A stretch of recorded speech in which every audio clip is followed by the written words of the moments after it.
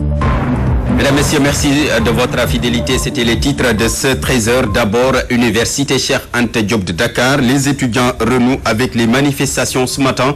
Les bacheliers non orientés ont remis ça à leur côté. Les étudiants de la faculté des sciences qui ont marché jusqu'au rectorat. Sur place, ils ont trouvé un recteur qui a animé une conférence de presse. Nous y reviendrons avec Amadou Limbaye.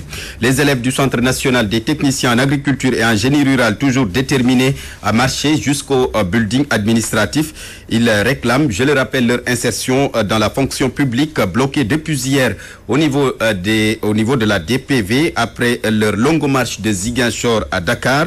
Ces élèves crient leur colère. Nous y reviendrons avec Théodore Semedo. Ceux qui ont détourné les deniers publics doivent rembourser d'une manière ou d'une autre. C'est la position du secrétaire général de la LD, Abdoulaye Bathily, en tournée dans le sud du pays, soutient que la justice doit sévir pour décourager les éventuels détourneurs de deniers publics. Ces propos sont recueillis par Papou Mané. Il y a tout un débat, il y a des aspects juridiques dans lesquels je ne veux pas entrer parce que c'est une affaire qui est devant la justice. Il y a des ministres compétents qui s'occupent de ce dossier et très bien à mon avis. Donc ce que simplement le peuple sénégalais demande, c'est que ceux qui ont pris l'argent public rendent l'argent public. Maintenant, par quelle voie nous allons passer? C'est une affaire de techniciens, c'est une affaire évidemment éminemment politique. Je crois que le peuple sénégalais, ce qu'il attend simplement, c'est que cet argent rentre dans nos caisses, qu'on puisse faire face à la demande sociale. Puisqu'il n'est pas normal que ces gens-là prennent l'argent du pays et continuent de se pavaner avec cet argent. Et aussi, ça doit servir de leçon pour l'avenir, pour que les gens qui dirigent notre pays, aujourd'hui, demain, après-demain, ne puissent pas rester impunis lorsqu'ils s'emparent des ressources publiques. Je crois que c'est cette double exigence-là que moi je vois et qui est le plus important, lesquelles on va passer pour récupérer. Abdoulaye Bathily qui était en tournée dans le sud du pays. Une autre visite d'un autre leader politique dans une autre localité, Djiboka, qui était dans la communauté rurale de Nit, qui dénonce le défaut d'études d'impact environnemental et social qui accompagne l'installation dans la zone du projet Saint-Huile Seine-Éthanol. Sur place, les 37 villages de la zone ont réitéré leur position de refus au député Djiboka et ce dernier, en réaction, interpelle l'État du Sénégal pour qu'il revoie la copie. Les explications de Gabriel Barbier. En visite à Ndjourki, dans la communauté rurale de Nit, où s'installe progressivement Saint-Huile Seine-Éthanol, Djiboka n'a pas manqué de dénoncer le défaut d'études d'impact environnemental et social de ce projet controversé. D'abord, ils n'en veulent pas, parce qu'ils ne savent pas ce que c'est. Ils sont allés voir. Ils m'ont dit que ce sont plus des Sénégalais. Ils ont l'impression d'exclure du Sénégal. C'est trop dire ça. C'est à quel point ils sont fâchés. Ils en cause fondamentalement son installation dans cette zone. Ils sont à l'étroit. En tant qu'éleveurs, ils sont coincés. Les 37 villages sont tous contre ce projet. Mais surtout, le projet est important pour le pays tout entier. En tant que tel, j'approuve ce projet. Mais c'est la manière que je dénonce. C'est la manière de faire le procédé. Il fallait qu'on parle le commencement. D'impact environnemental et social d'abord.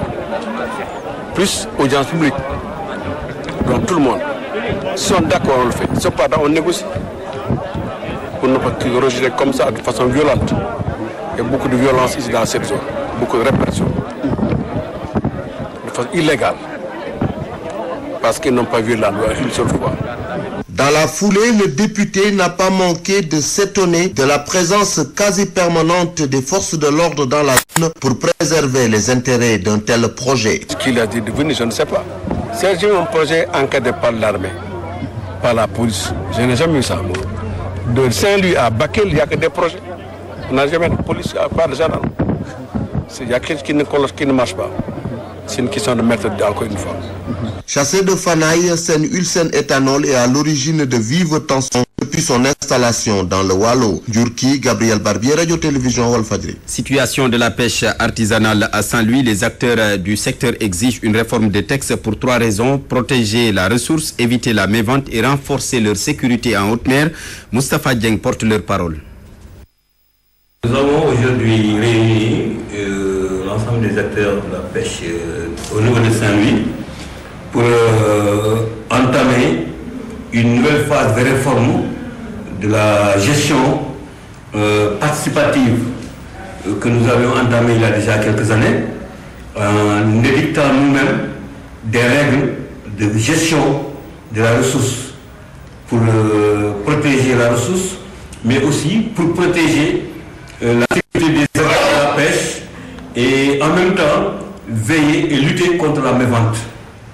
Donc c'est dans ce sens aujourd'hui que nous avons bénéficié de l'appui de l'Association pour le développement de la pêche artisanale en Afrique de l'Ouest pour nous permettre de réviser ce règlement que nous avions élaboré nous-mêmes pour adopter de nouveaux règlements qui vont nous permettre de faire un autre pas en avant, un autre pas qui va aller dans le sens de réduire l'effort de pêche, qui va nous permettre de faire un pas dans le sens de sécuriser davantage les pêcheurs, mais qui va aussi nous permettre de faire un pas pour le développement, le mieux-être des pêcheurs. Voilà, c'était donc Moustapha Dieng, le porte-parole des pêcheurs de Guet-Ndar Matam. Les travailleurs du secteur informel interpellent l'État sur les difficultés auxquelles ils font face, notamment sur l'accès à la terre et à l'écoulement de leurs récoltes. À l'issue de leur assemblée générale, ils ont d'ailleurs mis en place un syndicat pour mieux porter le combat. Amadou Issa Kane. liggéeykat yi nekk ci secteur informel fii ci diwaan bu Matam. Le Wolof de Amadou Issa Kane qui s'invite dans l'édition en France de Issa Kane va nous parler des travailleurs du secteur informel de Matam qui interpellent l'État sur les difficultés auxquelles ils font face, notamment sur l'accès à la terre et à l'écoulement de leurs récoltes. Je rappelle qu'à l'issue de leur assemblée générale, ils ont mis en place un syndicat pour, disent-ils, mieux porter le combat. Les explications d'Amadou Issa Kane. Du secteur informel de la région de Matam ont décidé de prendre le taureau par la corne. Ces derniers pensent que pour obtenir gain de cause, il faut s'organiser et mettre en place un syndicat fort pour pousser le gouvernement à trouver des solutions à de nombreuses difficultés qui sont énormes. Kadia Mbodj est la responsable des femmes de Matam.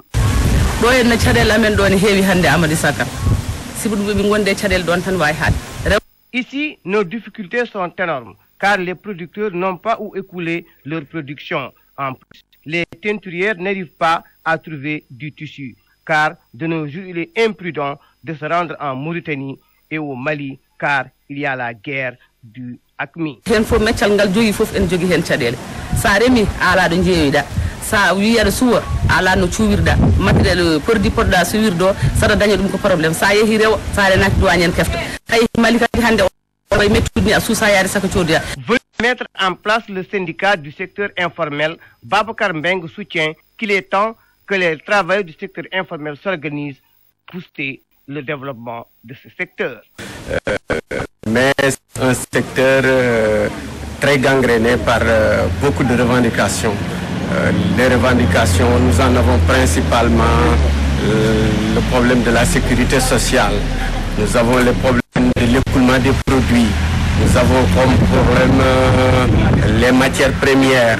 Nous avons comme problème la santé, la sécurité.